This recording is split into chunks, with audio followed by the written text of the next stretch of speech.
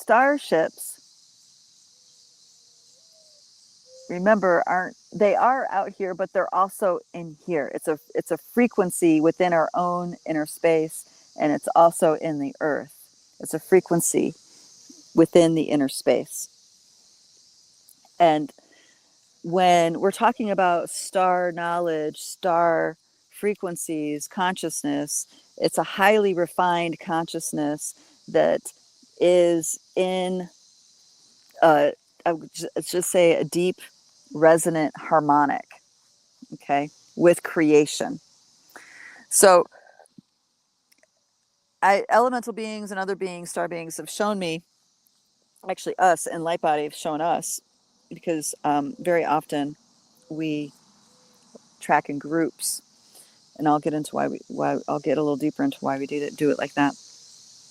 But they've shown us certain locations where the first ones are going to anchor, and I don't necessarily want to reveal those locations because I don't want to have an unintentional influence on the,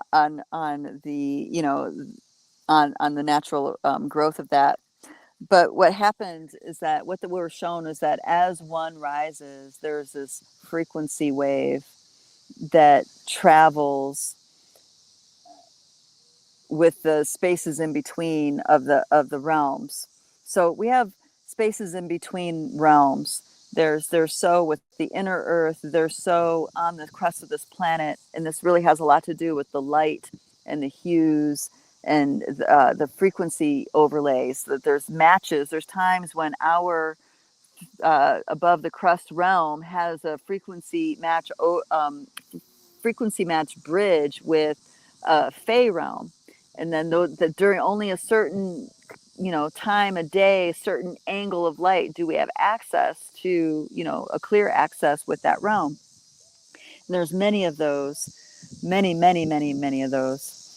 And what happens with this city, the first one, as it anchors and becomes critical mass, it releases a wave that travels, connecting those realms with our conscious awareness. So one happens, the wave, there's a wave that goes through the collective fields, and then the next one pops up, and another wave goes through those collective fields, and another one. You see what I mean?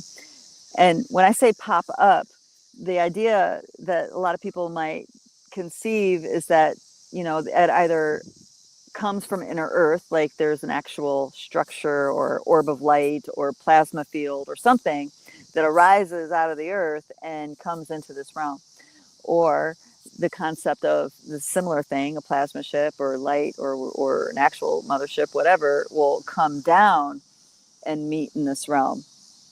And I'm going to say that's not quite how I was shown that coming.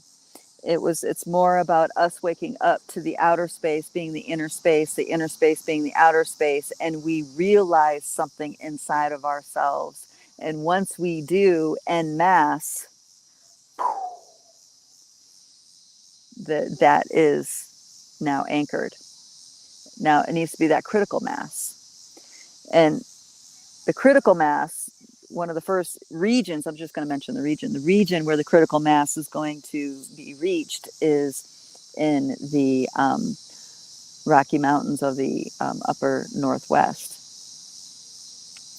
Now, that's a big, vast space, so I'm not giving anything majorly away there.